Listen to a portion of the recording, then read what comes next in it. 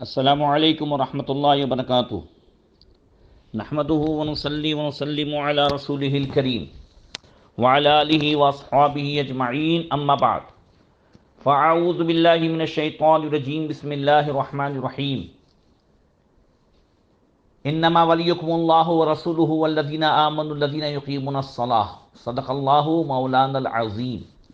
درود شریف پڑھیں، اللہم صلی علی سیدنا مولانا محمد معدن الجود والکرم وآلہ وصحبہ وبارک وسلم۔ محترم سامعین، 11ویں شریف کی ان مبارک دنوں میں پیر پیرا میر میرا حضور سیدنا شیخ عبدالقادر جیلانی غوث اعظم دستگیر رضی اللہ تعالیٰ عنہ کی مبارک زندگی کے حالات اور آپ کی کرامتیں، آپ کے ارشادات کے تعلق سے بیان کا سلسلہ جاری ہے۔ اللہ تبارک و تعالیٰ فیضان غوث اعظم سے ہم سب کو مالا مال فرمائے۔ اس سلسلے میں خلیفہ اعلی حضرت حضور جمیل الرحمن علامہ جمیل قادری رحمۃ اللہ تعالی علیہ کے اشعار کا سلسلہ شروع کیا ہے۔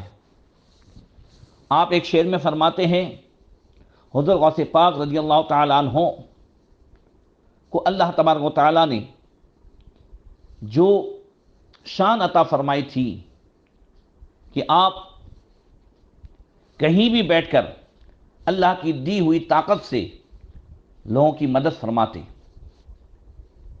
اس کو حدیث پاک میں بھی فرمایا کہ ان للہ عبادا اختصهم فی حوائج الناس یفزع الناس الیہ فی حوائجہم اولئک لآمنون من عذاب اللہ، کہ اللہ تبارک و تعالی نے کچھ بندے خاص فرمائے ہیں جو لوگوں کی حاجتیں اور ضرورتیں پوری فرماتے ہیں، اور لوگ اپنی حاجتوں کے لیے ان کی طرف دوڑتے ہیں یا انہیں پکارتے ہیں۔ یہ وہ لوگ ہیں جو اللہ تبارک و تعالیٰ کے عذاب سے بالکل محفوظ ہیں۔ اور اللہ تعالیٰ نے بھی قرآن میں فرمایا، انما ولیکم اللہ ورسولہ والذین آمنوا الذین یقیمون الصلاۃ، بے شک اللہ تبارک و تعالیٰ تمہارا مددگار ہے اور اس کا رسول تمہارا مددگار ہے، اور جو ایمان والے نماز قائم کرتے ہیں، زکوٰۃ دیتے ہیں، وہ بھی تمہارے مددگار ہیں۔ اندازہ لگائیں کہ حضور غوث پاک رضی اللہ تعالیٰ عنہ اللہ کی عطا سے ہمارے مددگار کیوں نہ ہو۔ جس غوث نے 40 سال عشاء کے وضو سے فجر کی نماز ادا کی ہو، جو پوری رات عبادتیں کرتے ہوں، تو حضرت جمیل الرحمن قادری رحمۃ اللہ تعالی علیہ فرماتے ہیں کہ جہاز تاجراں گرداب سے فوراً نکل آیا، وظیفہ جب انہوں نے پڑھ لیا یا غوث اعظم کا۔ اس کے تعلق سے حضور غوث پاک رضی اللہ تعالیٰ عنہ کے مدرسے کے طلباء وہ کہتے ہیں کہ ہم لوگ حضور غوث پاک کی بارگاہ میں سبق لینے میں مصروف تھے، اچانک حضور غوث پاک کا چہرہ مبارک سرخ ہو گیا اور آپ نے اپنا ہاتھ مبارک اپنی چادر میں چھپا لیا۔ تھوڑی دیر میں جب غوث پاک نے چادر مبارک میں سے ہاتھ نکالا تو آپ کے مدرسے کے طلباء کہتے ہیں کہ ہم نے دیکھا کہ آستین سے پانی ٹپک رہا ہے اور آپ کا پورا ہاتھ مبارک تر ہے، گیلا ہے۔ وہ طلباء کہتے ہیں کہ حضور غوث پاک رضی اللہ تعالیٰ عنہ کی ہیبت اتنی زیادہ تھی کہ ہم دریافت نہ کر سکے، لیکن ہم نے وہ دین اور تاریخ اور ٹائم اپنے پاس لکھ لیا۔ 2 مہینے کے بعد کچھ سوداگر غوث پاک کی خدمت میں حاضر ہوئے اور نظر و تحائف پیش کیے۔ حضور غوث پاک نے ہمارے آگاہ ہونے کے لیے ان تاجروں سے کیفیت پوچھی۔ ان تاجروں نے بیان کیا کہ حضور، ہم یہاں سے 2 مہینے کی راہ کے فاصلے پر ہم جا رہے تھے ہمارے جہاز میں، اچانک ہوائے مخالف چلی، سمندر میں ایک تلاطم پیدا ہوا ایک طوفان پیدا ہوا، جہاز ڈوبنے لگا، ہم کو اس وقت گھبراہٹ میں کچھ بن نہ پایا، یا شیخ عبد القادر جیلانی المدد کا ہم نے نعرہ لگایا، اسی وقت دریا میں سے ایک ہاتھ نکلا جس نے ہمارے جہاز کو کنارے لگایا۔ حضور غوث پاک کی مدرسے کے طلبہ کہتے ہیں جب ہم نے ان کے کہنے کے مطابق وہ دین، تاریخ اور ٹائم نوٹ کیا تو وہی تھا جو حضور غوث پاک رضی اللہ تعالیٰ عنہ نے اپنا ہاتھ اپنی چادر میں چھپایا تھا، اور پھر جب نکالا تھا تو اس میں سے پانی ٹپک رہا تھا۔ سبحان اللہ۔ اسی کو فرمایا کہ جہاز تاجراں، یعنی تاجروں کا جہاز، گرداب سے فوراً نکل آیا، وظیفہ جب انہوں نے پڑھ لیا یا غوث اعظم کا۔ اور اگلے شعر میں فرماتے ہیں کہ گئے ایک وقت میں 70 مریدوں کے یہاں آقا، سمجھ میں نہیں آ سکتا معمہ غوث اعظم کا۔ حضور غوث پاک رضی اللہ تعالیٰ عنہ ایک ہی ٹائم میں 70 مریدوں کے یہاں دعوت میں گئے۔ چنانچہ تفریح الخاطر میں ہے کہ رمضان المبارک کا مہینہ تھا، اور صبح کے وقت حضور غوث پاک کی بارگاہ میں ایک خادم حاضر ہوا اور عرض کی کہ حضور آج شام کو میرے یہاں روزہ افطار فرمائیں۔ آپ نے وعدہ فرما لیا۔ وہ خادم گئے تو دوسرے خادم حاضر ہوئے، انہوں نے بھی یہی عرض کی کہ حضور آج شام میرے یہاں روزہ افطار فرمائیں۔ حضور غوث پاک نے ان سے بھی وعدہ فرما لیا۔ پھر تیسرے خادم آئے، حضور غوث پاک نے ان سے بھی وعدہ فرما لیا۔ اسی طرح یکے بعد دیگرے 70 خادم آئے، اور ہر ایک نے یہی عرض کی کہ حضور ہمارے یہاں افطار فرمائے۔ سب سے حضور غوث پاک نے وعدہ فرمایا۔ جب افطار کا وقت آیا تو حضور غوث پاک اس ایک ہی وقت میں ہر ایک کے یہاں تشریف فرما ہوئے، اور ہر ایک کے یہاں روزہ افطار کیا، اور ہر ایک کے یہاں کھانا کھایا۔ صبح کو جب خدام جمع ہوئے تو ایک نے دوسرے سے براہ فخر کہا کہ رات حضور غوث پاک نے میرے یہاں کھانا کھایا تھا، میرے یہاں افطاری کی تھی۔ دوسرے نے کہا ارے تم کیا بات کرتے ہو، حضور غوث پاک نے تو میرے یہاں کرم فرمایا تھا۔ تیسرے نے کہا ارے نہیں، ہو سکتا ہے تمہیں کوئی غلطی ہوئی ہو، غوث پاک تو میرے یہاں تشریف فرما تھے۔ غرض کہ وہ 70 آپس میں یوں بحث کرنے لگے۔ جب مدرسے والوں نے سنا تو انہوں نے کہا رات تو حضور غوث پاک نے مدرسے سے قدم بھی باہر نہیں نکالا تھا، یہیں روزہ افطار فرمایا اور یہیں کھانا کھایا ہے۔ سب کو حیرت ہوئی، اور حضور غوث پاک کی خدمت میں حاضر ہو کر کہنے لگے حضور یہ کیا بات ہے؟ فرمایا کچھ تعجب نہ کرو، اللہ رب العزت نے اپنے ولیوں کو اتنی قوت عطا فرمائی ہے کہ ایک آن میں وہ متعدد مقامات پر اور ایک ہی ٹائم میں وہ جو ہے متعدد مقامات پر موجود ہو سکتے ہیں۔ سبحان اللہ۔ اسی کو حضور جمیل الرحمن جمیل قادری فرماتے ہیں کہ گئے ایک وقت میں 70 مریدوں کے یہاں آقا، سمجھ میں آ نہیں سکتا یہ معمہ غوث اعظم کا۔ محترم سامعین، حضور غوث پاک رضی اللہ تعالیٰ عنہ کہ قوت غوثیت کا کیا پوچھنا۔ بچپن میں حضور غوث پاک رضی اللہ تعالیٰ عنہ جس دایا کی گود میں دودھ پیتے تو ان کی گود سے چھلانگ لگا کر آفتاب میں غائب ہو جاتی۔ جب حضور غوث پاک کی عمر شریف زیادہ ہوئی تو آپ کی دایا حضور غوث پاک کی بارگاہ میں حاضر ہوئی اور عرض کرنے لگی اے ماہ قادریت، جیسے کہ تم پہلے گود سے اڑ کر آفتاب میں غائب ہو جاتے تھے اب بھی ایسا ہوتا ہے؟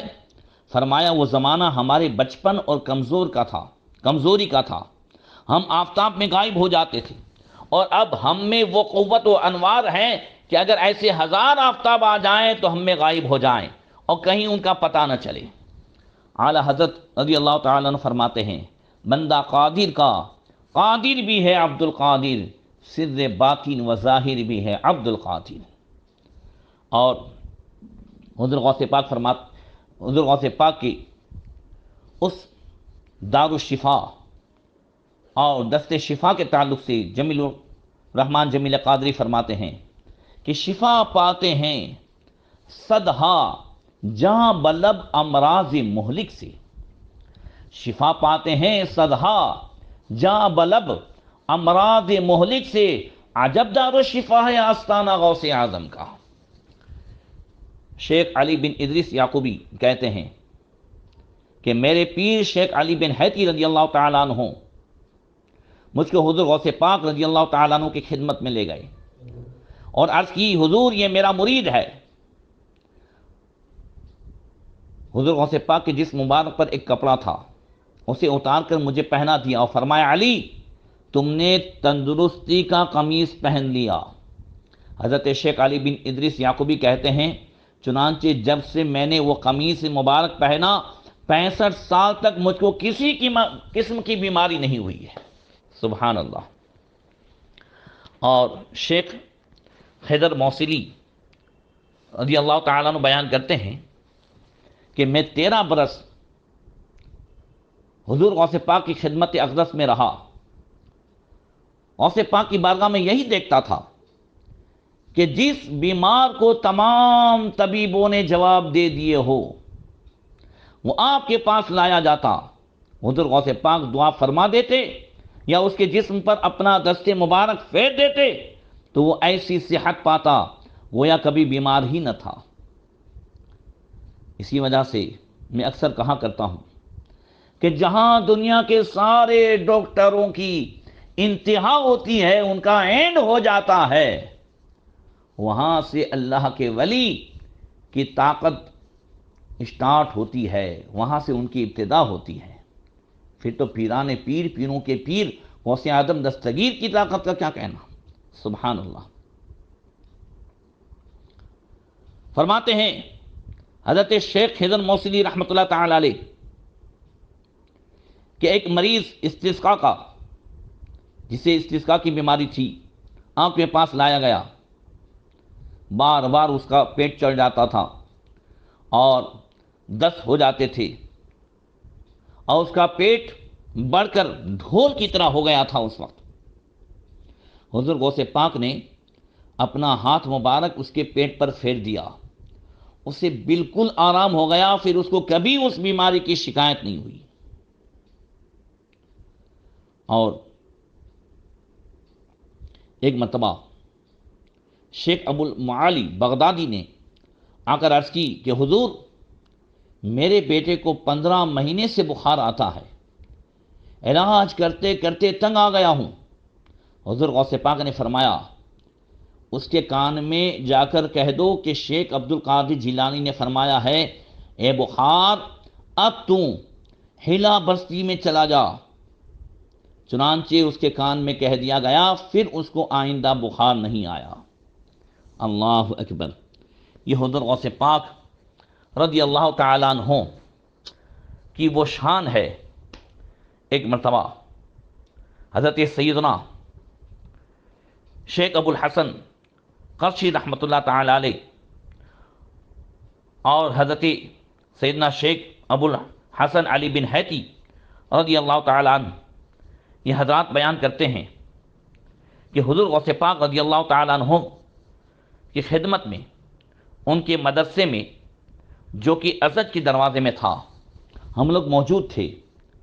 حضور غوث پاک کی بارگاہ میں بغداد کا بڑا مشہور تاجر اور سوداگر ابو غالب فضل اللہ بن اسماعیل بغدادی وہ حاضر ہوئے اور غوث پاک کی بارگاہ میں عرض کی یا سیدی قال جدک رسول اللہ صلی اللہ علیہ وسلم من دعی فلیجب وہا انا قد دعوتک الی منزلی۔ حضور غوث پاک کی بارگاہ میں آ کر کے کہنے لگے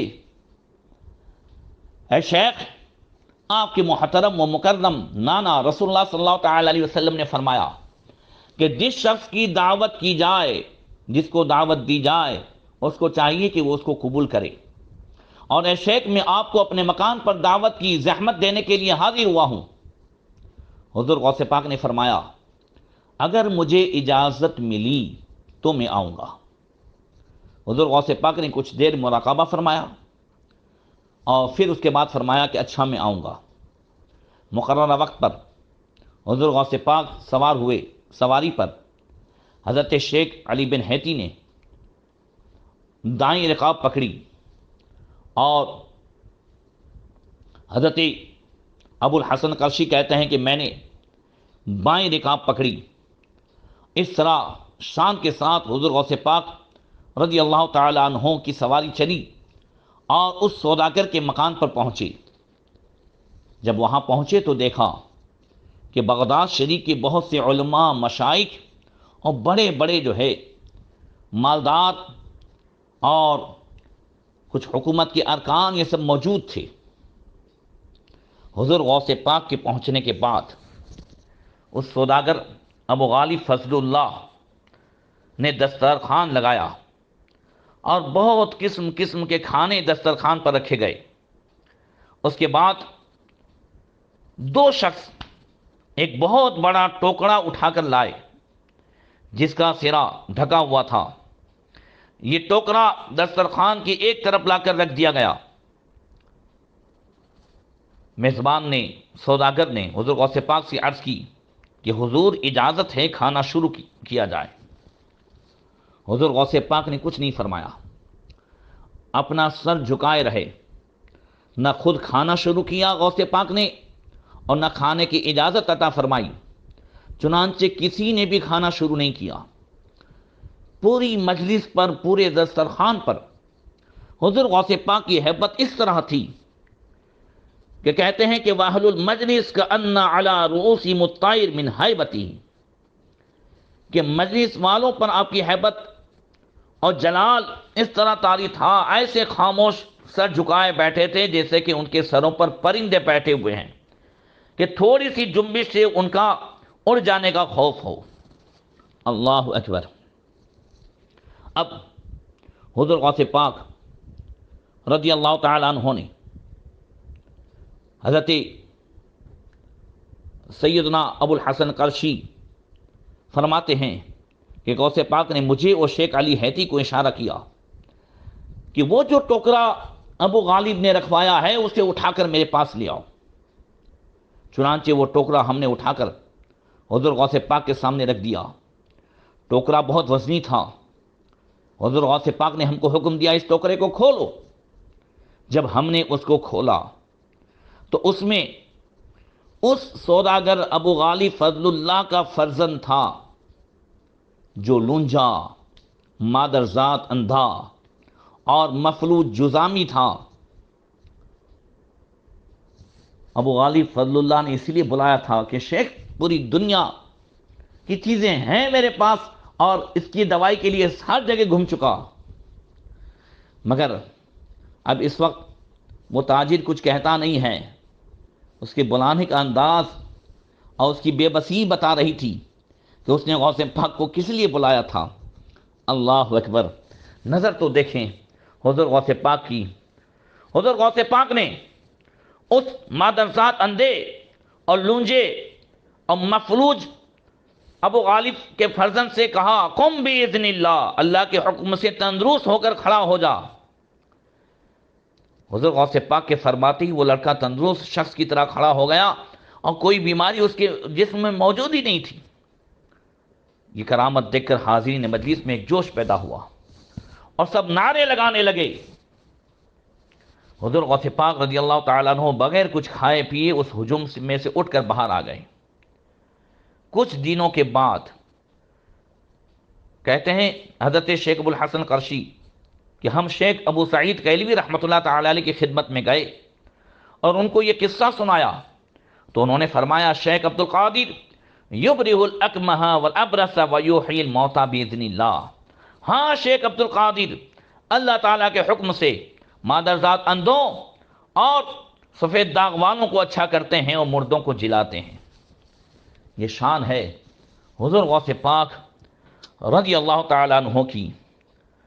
آج بھی اگر ہم عقیدت سے غوث پاک کو پکاریں، ایسے سدھا واقعات ہیں۔ اسی وجہ سے ہماری مائیں بچپن سے ہمیں ایک وسیلہ دیتی تھی، جاؤ غوث پاک کا وسیلہ ونو، غوث پاک جو وسیلو وڈے پیر جو وسیلو۔ اللہ اکبر۔ اور یہی وسیلہ ہر جگہ کام آتا تھا اور یہی وسیلہ ہر جگہ کام آئے گا۔